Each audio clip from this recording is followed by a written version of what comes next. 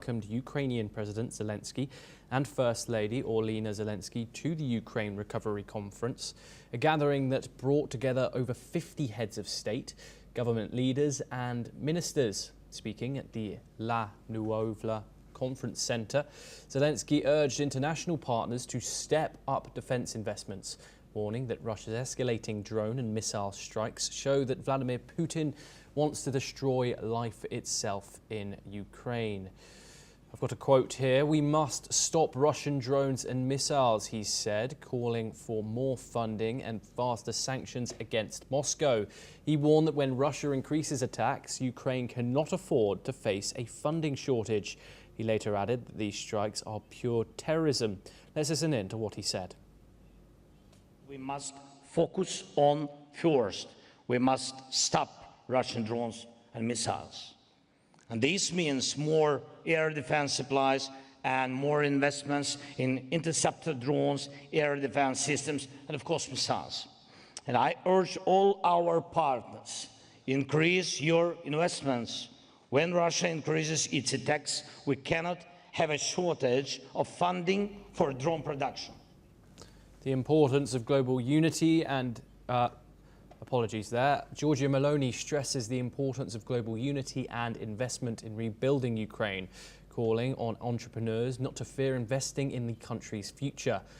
Quote, "Investing in Ukraine's reconstruction is not a gamble. It's an investment in a nation that has shown more resilience than any other." Here's what she had to say. Dovremo tenerne conto in futuro. Dovremo tenere conto di chi ha fatto tutto ciò che poteva per impedire questa barbarie e chi invece non l'ha fatto. Ed è per questo che, come è scritto anche nella dichiarazione dei ministri delle finanze del G7, noi vogliamo lavorare con l'Ucraina anche per non consentire che della ricostruzione possano beneficiare anche quelle entità che hanno contribuito a finanziare la macchina da guerra russa. Among those present, EU Chief Ursula von der Leyen, German Chancellor Friedrich Merz, Spanish Prime Minister Pedro Sanchez and Czech President Petr Pavel, among many others. In parallel, Zelensky will also meet French President Emmanuel Macron and British PM Keir Starmer to discuss the urgent need for interceptor drones and air defence systems. We're once again joined by Professor Veselin Popovsky to discuss this in further detail. Professor Popovsky, what does Zelensky's warning about this pure terrorism, that's what he's labelled it as, mean to partners that are in attendance to this conference, and how should it respond to Russia's new attacks? The Europeans are very clear that this is terrorism. They already prepared to support Ukraine with further armaments. Particularly the air defense system of Ukraine needs to be supported by the Middle East. The meeting in Rome, but also the statement by President Macron and Prime Minister Starmer go very much into that direction. So, yes, Ukraine needs more defense systems, and hopefully it will happen very soon. That meeting is crucial that happened today in Rome to condemn the Russian terrorism, which is continuous, targeting civilians all the time, and also supporting Ukraine, especially with Yes. Before we move on, let's take a listen in to what Zelensky had to say.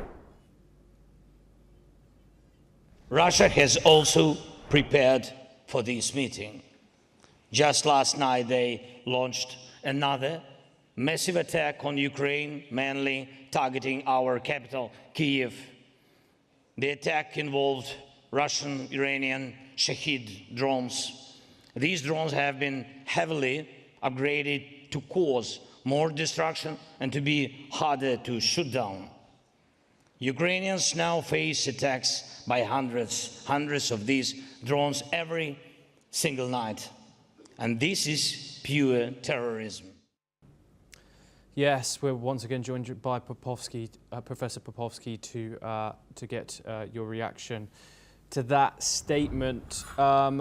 We've heard of increased military capabilities from Russia that have been supplied by its allies. As you previously mentioned, Iran and others are still supporting Russia. What are your thoughts on the possible growing military capabilities of Moscow in this conflict, and especially in Ukraine's strength and its alliance's strength, its military capabilities in countering it? Exactly. Well, Iranian and North Korean support for Russia should be counterbalanced by support for Ukraine, including air defense systems. And that is clearly realized in the European capitals. Also, they clearly name what Russia does as terrorism. There is no doubt about that. The definition of terrorism is targeting civilians, killing civilians for political purposes. This is exactly what the Russian state does in Ukraine.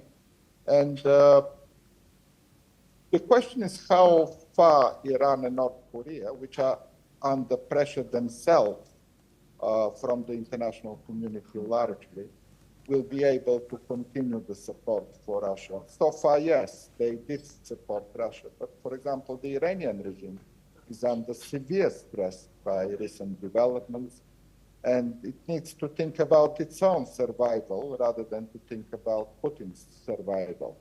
So I guess the time will work towards Ukraine. Russia is losing support of the world. Nobody is anymore any support apart from Iran and North Korea in military terms. Unfortunately, big countries should also sanction Russia in terms of buying oil and gas. That will also bring a significant change if countries like India, for example, also interrupt importing Russian oil and gas. That will be another severe blow on Putin and his terrorist strategy. Yes, Professor Veselin Popovsky, thank you very much for joining.